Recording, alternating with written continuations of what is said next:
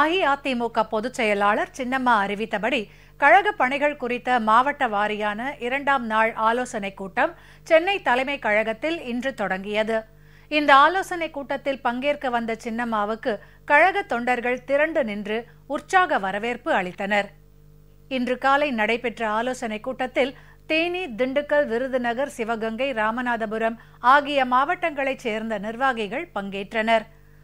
அனைத்திந்திய அண்ணா திராவிட முன்னேற்றக் கழக பொதுச் செயலாளர் சின்னம்மா கடந்த 2ஆம் தேதி வெளியிட்ட முக்கிய அறிவிப்பில் இதய தெய்வம் புரட்சி தலைவி அம்மாவின் நல்லாசியோடு அஇஅதிமுக பொதுச் செயலாளராக தான் பொறுப்பேற்றுள்ள நிலையில் கழக பணிகள் குறித்த ஆலோசனை கூட்டங்கள் சென்னை ராயப்பேட்டை ஔவை சண்முகம் சாலையில் உள்ள தலைமை கழக அலுவலகத்தில் 4ஆம் தேதி முதல் 9ஆம் தேதி வரை மாவட்ட வாரியாக நடைபெறும் என்று தெரிவித்திருந்தார்.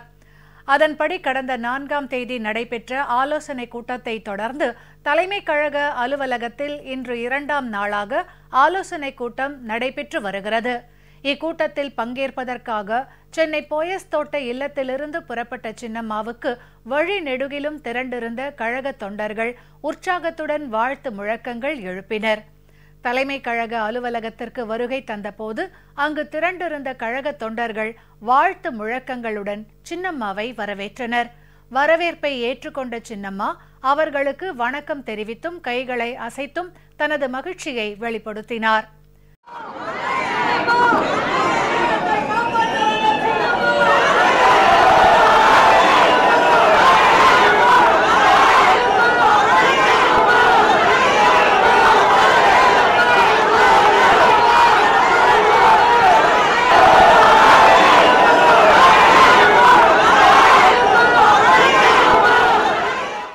தலைமை கழக அலுவலகத்தில் அமைச்சர்கள், கழகத்தின் பல்வேறு அமைப்புகளைச் சேர்ந்த நிர்வாகிகள் சின்னம்மாவை வரவேற்றனர்.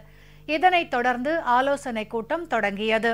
இன்று காலை நடைபெற்ற ஆலோசனைக் கூட்டத்தில் தேனி, திண்டுக்கல், விருதுநகர், சிவகங்கை, ராமநாதபுரம் ஆகிய மாவட்டங்களைச் சேர்ந்த கழக நிர்வாகிகள் பங்கேற்றனர். இந்த ஆலோசனைக் கூட்டத்தின் போது சின்னம்மா ஒவ்வொரு மாவட்ட கழக நிர்வாகிகளுடன் புகைப்படம் எடுத்துக்கொண்டார். மாலையில் நடைபெறவிருக்கும் ஆலோசனைக் கூட்டத்தில் சேலம் மாநகர், சேலம் புறநகர், நாமக்கல், ஈரோடு மாநகர், ஈரோடு புறநகர் ஆகிய மாவட்டங்களைச் சேர்ந்த கழக நிர்வாகிகள் உள்ளிட்டோர் கலந்து கொள்கின்றனர்.